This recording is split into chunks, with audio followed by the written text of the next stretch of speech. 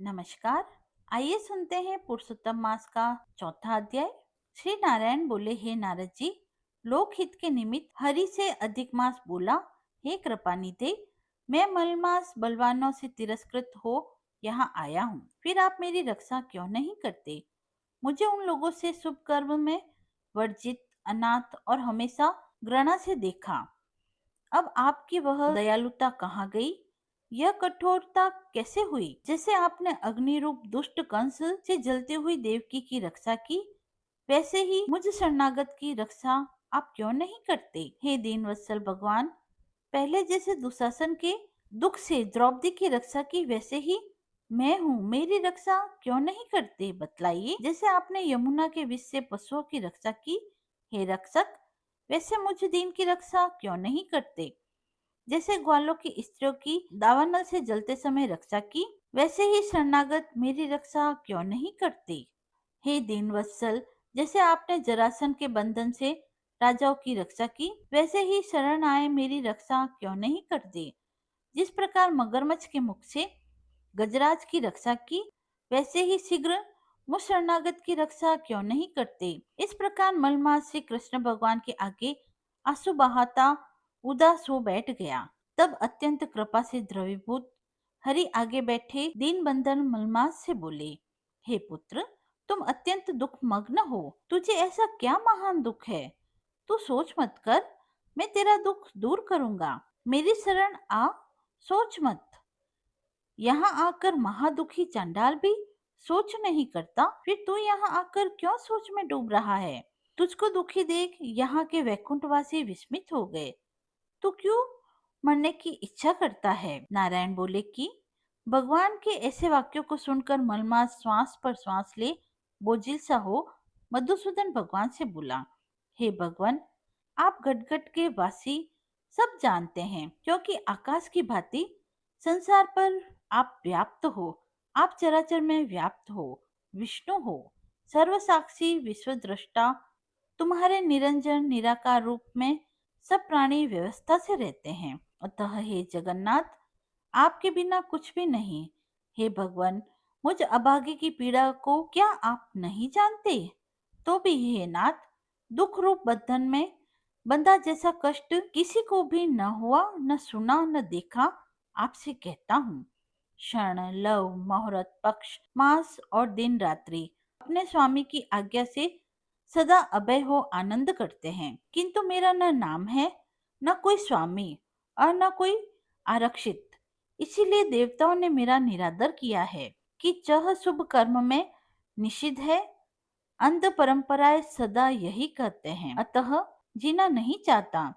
ऐसे जीने से तो मरना ही अच्छा। नित्य जलता हुआ कैसे सोया जाए? आप दूसरों के दुख को नहीं सहने वाले और उपकार करने वाले, ऐसा वेद पुराणों में पुरुषोत्तम प्रसिद्ध है। अपने धर्म को देख जो चाहो करो। आप तो महाप्रभु हो, बारंबार तुच्छ मनुष्यों की बातें कहने योग्य नहीं हो। हे नारद जी, मैं जीवित नहीं रहना चाहता। इस प्रकार बारंबार कहकर मलमास शांत हो गया। उसको पड़े देखकर सभा विस्मित हो गई।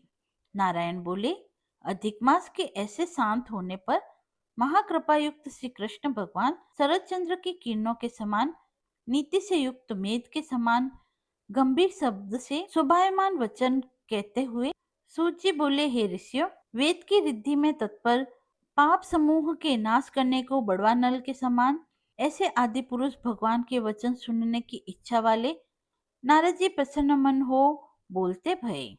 चौथा अध्याय समाप्त हुआ।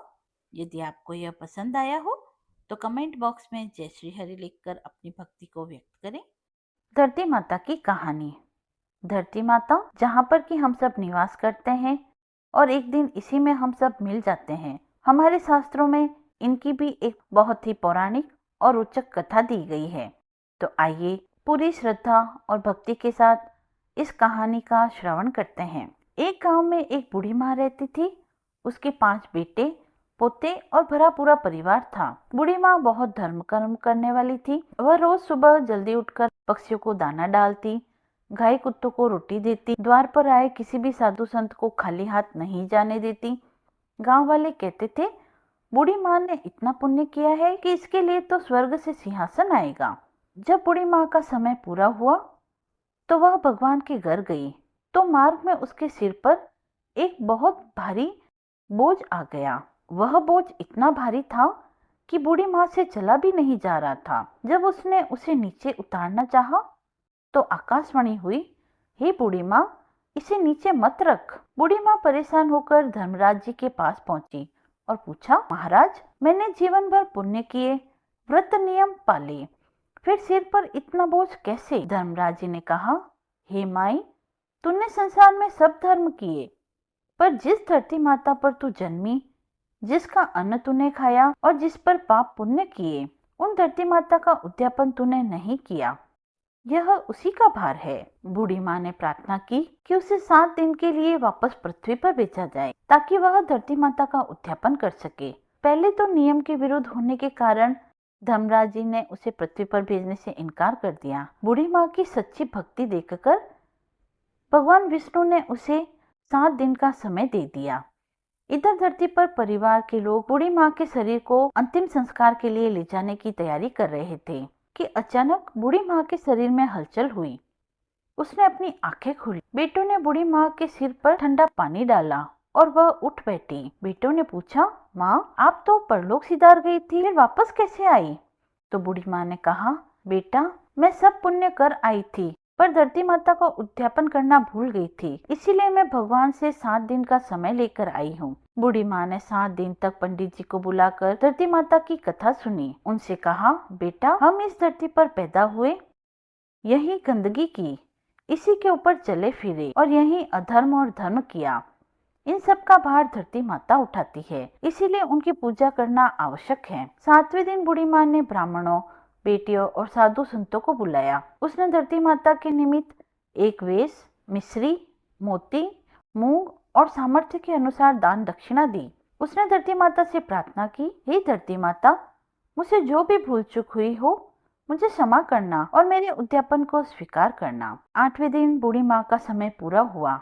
इस बार स्वर्ग से सचमुच सिंहासन आया। बूढ़ी माँ खुशी खुशी भगवान के धाम चली गई। धर्मराज जी के दरबार में उसका हिसाब हुआ, जहाँ उसकी धर्म भक्ति पूरी पाई गई और बूढ़ी माँ को वैकुंठ का वास मिला। कहते हैं, जो भी धरती माता की इस कहानी को सुनता है और उनका मान करता है, उसे अंत समय में भारी बोझ नहीं उठाना पड़ता और उसे मोक्ष की प्राप्ति होती है। हे धरती माता, जैसे आपने उस बूढ़ी माँ की भूल को क्षमा किया और उन्हें स्वर्ग में स्थान दिया, वैसे ही इस कथा को कहने वाले, सुनने वाले और हुक्कारा भरने वाले सभी पर अपनी कृपा बनाए रखना। यह कहानी हमें यह सिखाती है कि यदि भक्ति सच्ची हो तो असंभव भी संभव हो जाता है। जैसे बूढ़ी माँ मृत्युलोक में जाकर भी पुनः वापस लौट आई, यह उसकी सच्ची भक्ति ही थी कि उसे पुनः धरती पर आने का मौका मिला। इसीलिए जब भी पूजा पाठ करें, धर्म कर्म करें तो पूरी सच्ची श्रद्धा के साथ करें।